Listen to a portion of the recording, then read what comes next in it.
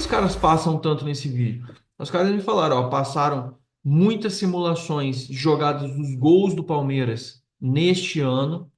passaram muitas jogadas e simulações de jogo do Palmeiras, principalmente usando o Estevão, o lado esquerdo do ataque, muitas jogadas quando o Flaco Lopes está em campo, quando o Flaco Lopes não está em campo, ou seja, muda o jeito de jogar do Palmeiras. O São Paulo olhando para o sistema do Palmeiras sem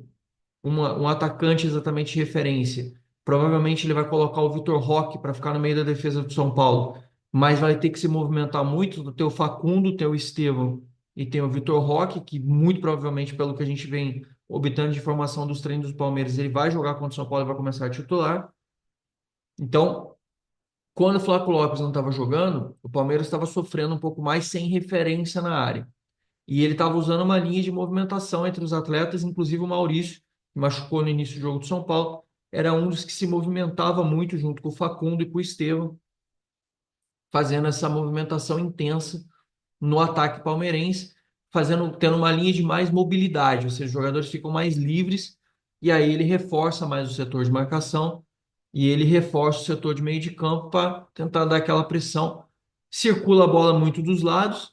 e força muito o cruzamento quando está com o Flaco Lopes, quando ele não está, tenta insistir mais em tabela centralizada e muito chute de fora da área.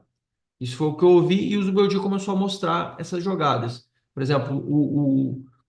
o jeito que joga o Estevam quando você tem o Mike ou quando você tem o Marcos Rocha. A forma como eles fazem a ultrapassagem e a aproximação que eles fazem, fazendo a dobra para tentar ter uma superioridade numérica contra a linha de defesa das equipes. O São Paulo fazendo uma marcação com linha de três e com o Enzo Dias, que é um bom marcador. E o São Paulo, tanto com o Igor Vinícius quanto com o Cedric, muito provavelmente vão conseguir fazer essa dobra também, jogando com uma linha de três, que é o que o Zubeldia vem treinando. O São Paulo conseguiu travar o ataque do Palmeiras da última vez, o jogo ficou bem, bem amarrado. O Palmeiras não conseguiu criar muitas coisas, mas as bolas mais perigosas foram realmente um cruzamento para a área. O São Paulo deu uma vacilada no lance do Flaco Lopes e o resto foi tudo chute de fora, que o Rafael foi bem, o Rafael segurou com firmeza e a gente não sofreu tanto. O Palmeiras tem a volta do Gustavo Gomes também e do Piquerez, né, que também é outro que chuta bem de fora da área. Então o Palmeiras muito provavelmente vai insistir com essa pressão, com aquela linha de pressão em cima do São Paulo, como ele fez as outras vezes. Me Fico curioso para saber como vai funcionar isso, principalmente porque o Vitor Roque não é um jogador de força, é um jogador de movimentação e com o São Paulo pavimentando e fortalecendo a linha de meio de campo, a gente vai falar sobre a provável escalação do São Paulo treinada e as opções que o Zubeldia também treinou para ver como é que vai funcionar. Então a gente tem cenários, a gente tem as situações todas. Foi passado no vídeo, foi isso, como que o Estevão gosta de puxar para dentro para o chute, em que momentos ele centraliza mais quase como um meia, e aí abre, deixando um buraco na lateral esquerda do que seria a marcação do São Paulo para a passagem do lateral. No outro lado, como eles forçam a linha de meio para poder chutar de fora da área, e aí insistem em bolas aéreas. O São Paulo está treinando muito isso ao longo desses dias. Teve uma semana inteira de preparação para conseguir aprofundar e mergulhar em cima das deficiências, das qualidades, e está bem informado sobre o que esperar do time do Palmeiras para essa semifinal. A escalação provável do São Paulo é exatamente a mesma que começou o jogo contra o Novo Horizontino: Rafael, Cedric, Ferrarese, Arboleda e Alan Franco, Enzo Dias, aí vem os volantes Alisson e Marcos Antônio, Lucas, Oscar e Caleri. Tem o sintético, tem todas as nuances que a gente já sabe,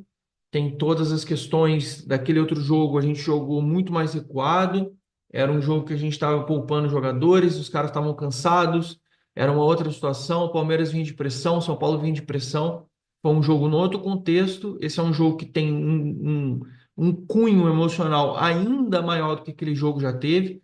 é um jogo de muita pressão dos dois lados. É um jogo que, se você ganha, não vale nada, só vale a sacanagem, porque no final das contas você só vai para a final do Campeonato Paulista. Mas se você perde, tem um peso absurdo, porque você vai ficar eliminado. Como eu falei no início do vídeo, fica o time que perder vai ficar aí 2 semanas só treinando. E aí tem todo aquele peso de você ficar 2 semanas só em linha de treinamento, se preparando para o Campeonato Brasileiro e a imprensa com a pressão, você vendo os seus rivais jogando, aí você vai chegar numa final de campeonato, vai ver algum rival vai estar levantando o título, porque estamos com os quatro na semifinal. Então a gente já conhece esse enredo, já conhece essa história. Se Deus quiser, a gente consegue passar do Palmeiras, prevalecer e vamos para frente. Então a escalação provável do São Paulo é essa. Como eu falei sobre a questão dos vídeos, o São Paulo ficou passando com os jogadores esses movimentos. Claro que teve situações de movimentos ofensivos em que o Juventude propôs coisas, e aí eu nem entrei no mérito, porque eu não vou ser eu que vou vir ficar falando o que o São Paulo está treinando, porque acho que nem cabe, tem que ficar ali na. Agora, estudar o que o Palmeiras está fazendo de melhor é meio óbvio, mas o que o São Paulo está fazendo de bom, eu nunca que eu vou da minha vida falar aqui sobre os movimentos ofensivos do São Paulo, até porque nem perguntei, nem cabe, como eu falei, ficar nem contando isso, é melhor que nem que a gente saiba sobre o assunto. Então é muito legal ver que os Bordia está trabalhando muito em cima de vídeo,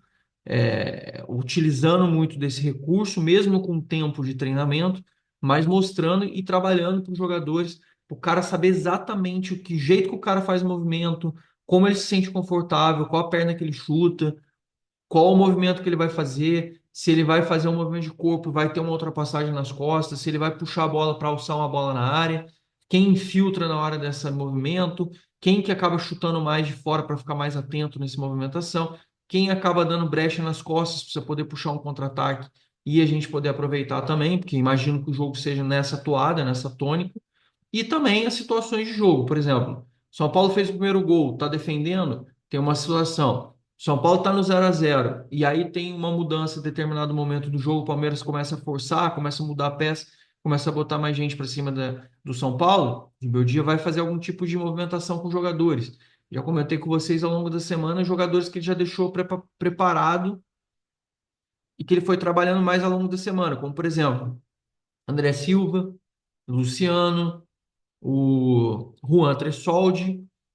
o Igor Vinícius, o Luiz Gustavo, então assim, o Wendel. Então ele já deixou alguns jogadores, ele já foi meio que preparando ao longo da semana situações de jogo para que o São Paulo tenha essas opções e tenha essas possibilidades dentro da partida. No caso, está perdendo de 1-0, precisa buscar um resultado, precisa fazer alguma coisa. Claro que eles têm que trabalhar isso, não é chegar na hora do boi bumbá lá, o cara acontece alguma coisa, o cara pede um assobio, vem cá, conversa 5 segundos antes de entrar no campo, ó, aqui está a orientação dada. Não, aquela hora de entrar no campo é um afinamento muito, é um detalhezinho, um afinamento muito, muito simples, né? Muito sutil de quando você ajeita o time, de quando você ajeita o posicionamento dos jogadores, quando você percebe dentro do campo uma fragilidade, quando você percebe alguma coisa para fazer uma alteração, uma mudança que acaba ajudando e acaba participando melhor os jogadores nesse sentido com relação à estratégia de partida.